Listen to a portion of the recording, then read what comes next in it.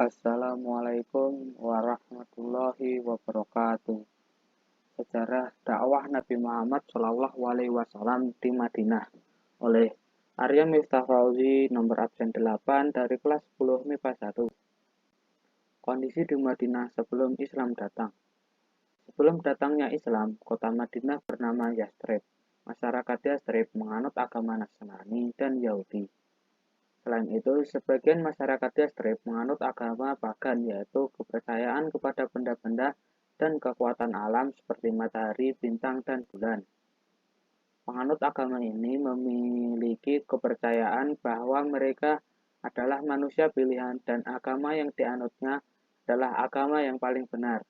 Masyarakat Yathrib sendiri terdiri dari dua kelompok besar, yaitu kelompok Yahudi dan kelompok Arab. Kelompok masyarakat Yahudi terdiri dari 3 suku, yaitu Bani Quraisyah, Bani Quraisyah, dan Bani Nadir. Masyarakat Arab terdiri dari 2 suku, yaitu suku Aus dan suku Khazraj. Hijrah ke Madinah.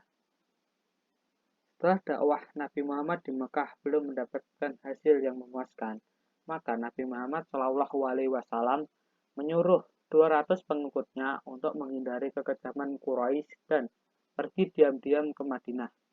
Ia sendiri pergi menyusul dan tiba di sana pada tanggal 24 September 622. Hal ini terkenal dengan sebutan hijrah, bukan sepenuhnya sebuah pelarian, tapi merupakan rencana perpindahan yang telah dipertimbangkan secara seksama sekitar tahun sebelumnya.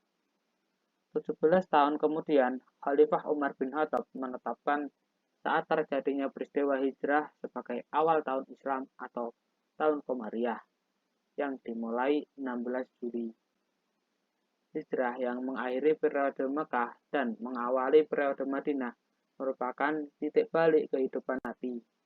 Ketika meninggalkan kota Mekah, tempat kelahirannya, penduduk Mekah khususnya bangsa Quraisy menghina dan menyepelekannya. Namun, ia berhasil kembali ke kota itu sebagai seorang pemimpin yang dihormati. Peristiwa hijrah Nabi Muhammad SAW ke Madinah.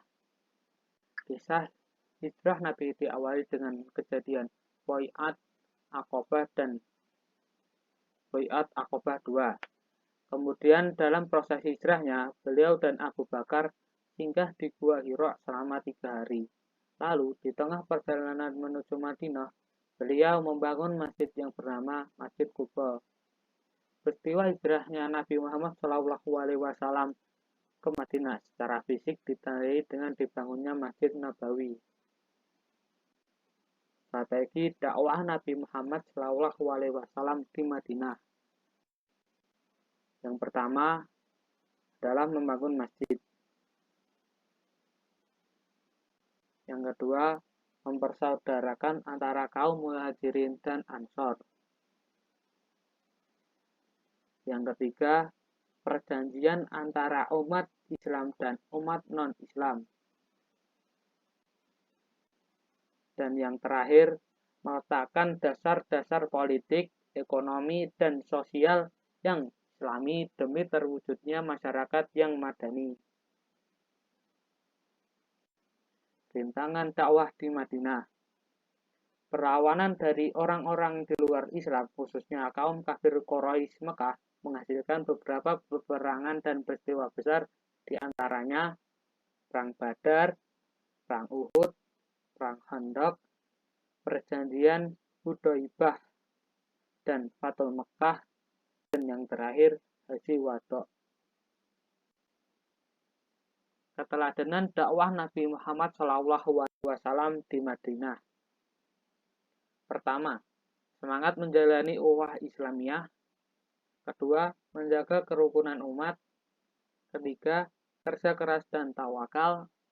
Keempat, bersikap toleran terhadap sesama. Kelima, mengembangkan dakwah. Dan keenam, membangun jiwa mandiri. Terima kasih. Sekian yang dapat saya sampaikan. Bila ada kesalahan dan kekurangan, mohon dimaafkan sebesar-besarnya. Billahi taufiq wal hidayah. Wassalamualaikum warahmatullahi wabarakatuh.